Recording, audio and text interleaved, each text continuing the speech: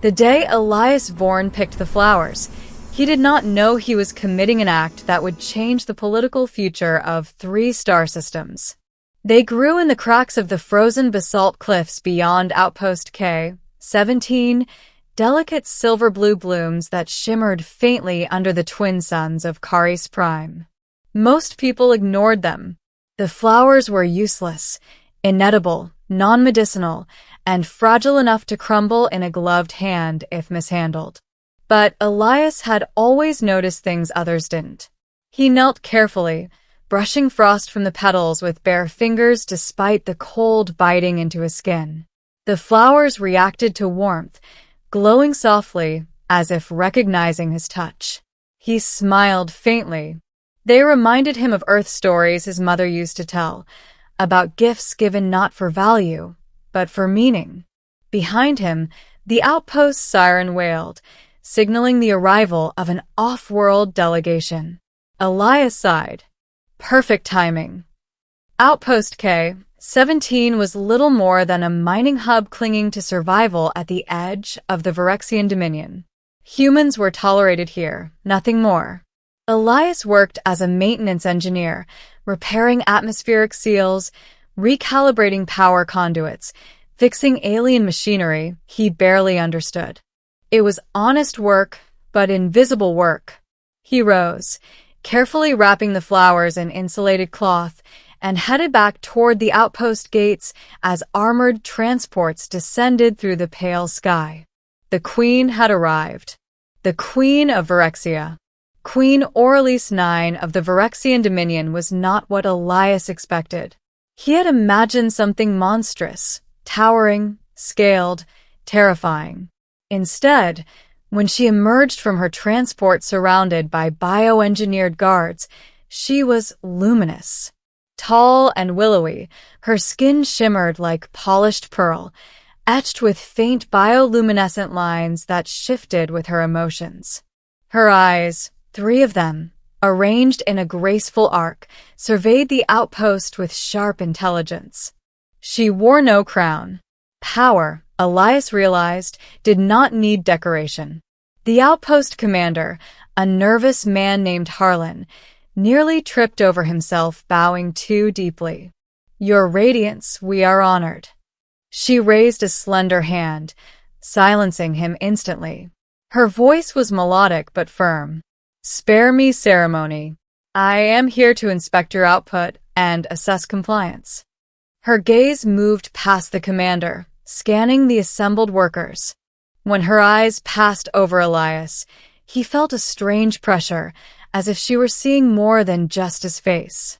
He swallowed and looked down. The inspection dragged on for hours. The Queen questioned engineers, reviewed data projections, and examined machinery firsthand. She was sharp, brutally so. Several supervisors were dismissed on the spot for inefficiency. By the time dusk fell, the outpost felt colder than usual. When the inspection concluded, the Queen paused near the edge of the landing platform. Her expression shifted, subtly, but Elias noticed. She was staring at the cliffs, at the flowers. Without thinking, Elias stepped forward. "Your Radiance," he said, his voice carrying more confidence than he felt. The guards tensed instantly. Weapons hummed to life. The Queen turned slowly. "You speak without summons, human." Elias bowed his head. "Yes, Your Radiance. I wanted to offer something." He held out the wrapped bundle. A murmur rippled through the assembled crowd. Gifts were not customary, especially not from humans, especially not unsolicited. The Queen studied him. "What is it?" "Flowers," Elias said simply. "From the cliffs. They don't last long once picked, but they're beautiful." Silence stretched. Then, to everyone's shock, the Queen dismissed her guards with a gesture and stepped closer. She unwrapped the cloth herself. The flowers glowed brighter in her presence, their silver blue light reflecting in her eyes. For the first time since her arrival, Queen Aurelice smiled. It was small, but it was unmistakable. "These flowers," she said softly, "grow only where the planet still remembers kindness." She looked at Elias again, really looked at him. "You may rise." A gift misunderstood. The outpost buzzed with rumors by nightfall. Some said Elias would be executed for disrespect. Others claimed he had enchanted the queen. A few whispered darker theories, that the flowers were some kind of ancient Phyrexian symbol. Elias, for his part, was summoned to his quarters and told not to leave. He lay awake staring at the ceiling, replaying the moment over and over. Had he been foolish? Probably. But something about the queen's reaction lingered in his thoughts. The next morning, guards arrived. Not to arrest him, to escort him. Elias was led aboard the queen's flagship, the Radiant Oath, a vessel of impossible elegance. Organic architecture flowed seamlessly with advanced technology. Walls pulsed faintly, as if alive. He was brought into a chamber filled with soft light and unfamiliar scents. Queen Aurelice waited alone. "You gave me a gift," she said. "Why?" Elias hesitated. "Because you looked tired. And because no one ever gives rulers things that don't benefit themselves." She regarded him thoughtfully. "You expected nothing in return." "No," he admitted. "I didn't even expect to survive." Aurelice let out a sound that might have been laughter. "Honesty. Rare among your species." She circled him slowly. "Do you know what those flowers represent in Phyrexian history?" Elias shook his head. "They were once exchanged between rival queens at the end of a civil war," she said. "A symbol of peace without negotiation, of trust without leverage." She stopped in front of him. "By giving them to me, you unknowingly made a declaration." Elias's heart pounded. "I didn't mean to." "I know," she interrupted gently. "Which is why it matters." The unexpected reward.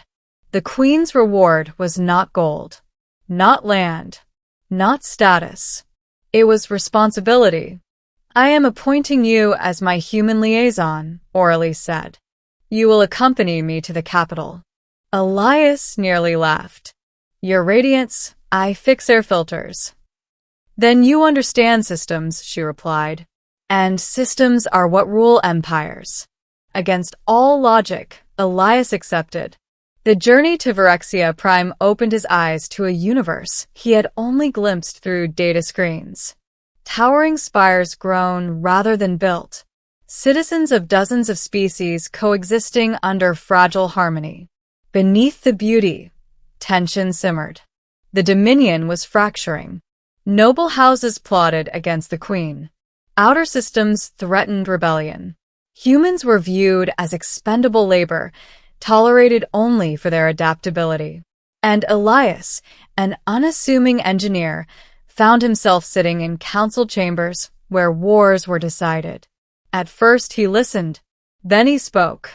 He pointed out inefficiencies, suggested compromises, asked uncomfortable questions others avoided. His perspective, unburdened by centuries of tradition, proved invaluable. Some nobles despised him. Others underestimated him. Queen Aurelice did neither. Betrayal in the capital, the attempt on the queen's life, came without warning. A sabotage of the atmospheric stabilizers during a public address. Chaos erupted as systems failed and panic spread.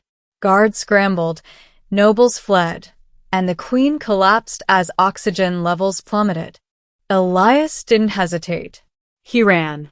Through smoke and screaming crowds, he reached the control nexus.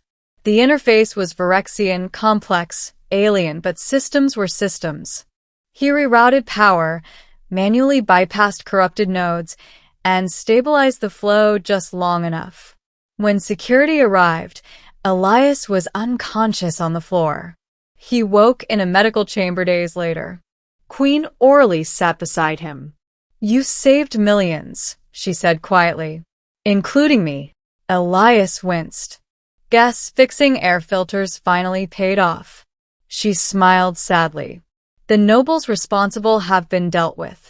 There was a pause. Your actions, she continued, have forced me to confront a truth. This dominion cannot survive as it is. She met his gaze. I intend to change it. A queen's choice. The reforms were swift and unprecedented. Human representation in the Dominion Council. Resource equity for outer systems. An end to hereditary monopolies that fueled corruption. Resistance was fierce. Threats came daily. And through it all, Elias stood beside the queen, not as a subject, but as an equal voice. Their bond deepened quietly. Not romance born of fantasy, but trust forged through crisis. Late nights discussing philosophy. Shared silence watching city lights pulse beneath the stars. One evening, Aurelius led Elias to a private garden high above the capital. At its center grew the silver-blue flowers. You planted them, Elias said softly. Yes, she replied, because reminders matter. She turned to him. You gave me flowers once, expecting nothing. Yet you gave me courage, perspective, hope. She held out a small crystalline emblem, the mark of co-sovereignty. I offer you a choice, she said. Stand beside me as a ruler, or return to your people as a free man with my eternal gratitude. Elias looked at the emblem, then at the flowers. I think, he said slowly, the universe works better when unexpected people are willing to care. He accepted. The legacy of a simple gift. Years later, historians would debate the moment the Dominion changed. Some would cite the reforms, others the failed coup. A few would point to the rise of a human co-sovereign. But among the people, a simpler story endured. Of a man who gave flowers to a queen, not to gain favor, not to seek power, but because he saw beauty where others saw nothing. And of a queen wise enough to recognize that the smallest gestures can reshape empires.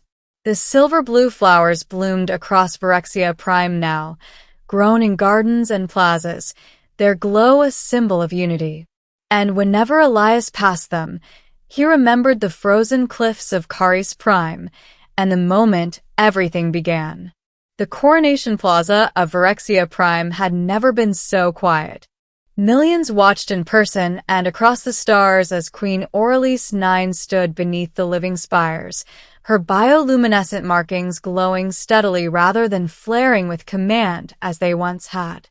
Beside her stood Elias Vorn, no longer in the simple utility uniform of an outpost engineer, but in formal attire woven from both human fabric and Phyrexian living thread.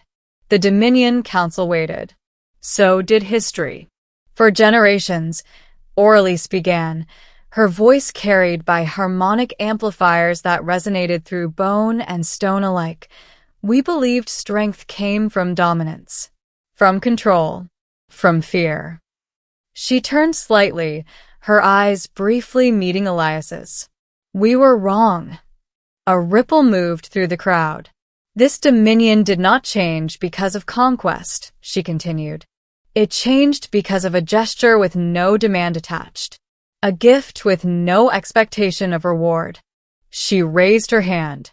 From the platform floor, silver-blue flowers bloomed, thousands of them, unfurling in waves of soft light across the plaza.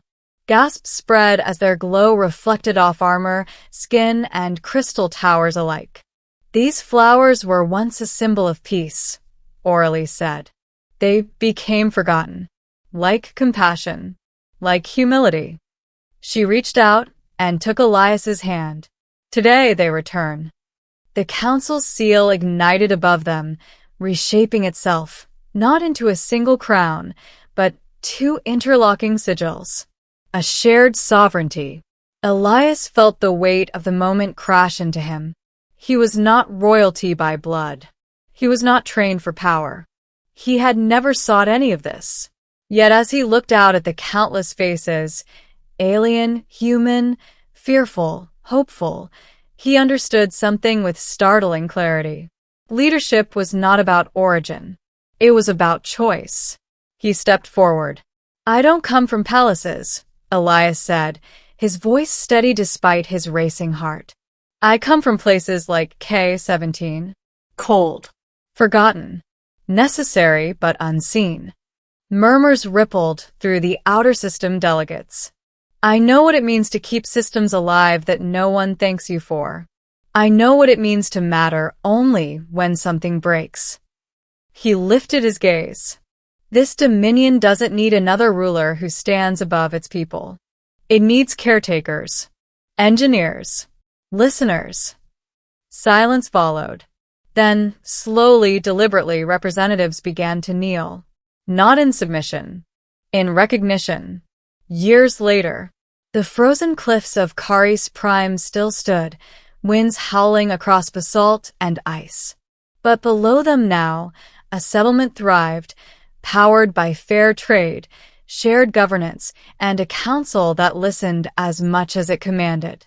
Elias returned there once a year, not as a ruler, as a reminder. He would walk alone to the cliffs at dawn, kneel where the flowers once grew wild, and place new seedlings into the cracks of the stone. Each time, they glowed just a little brighter. Children came to watch. They always asked the same question. Why flowers? Elias would smile. Because power listens when kindness speaks first. Back on Virexia Prime, Queen Aurelice watched the Dominion transform. Borders softened. Old rivalries faded. Not vanished, but managed. Guided. She ruled longer than any queen before her. Not because she clung to power, but because she shared it. And when her time finally came, the transition was peaceful. That alone was her greatest victory. The story the stars remembered. Long after both of them were gone, the story endured. Not as legend embellished by war. Not as myth wrapped in exaggeration. But as a lesson taught in academies and whispered in homes across the stars. That empires do not fall only to violence. That they can be reshaped by empathy. That sometimes the most powerful act is to give something fragile to someone who expects tribute. And so the people remembered. A human who knelt in the frost to pick flowers no one valued. A queen wise enough to see meaning where others saw weakness. And a future altered, not by force, but by an unexpected gift.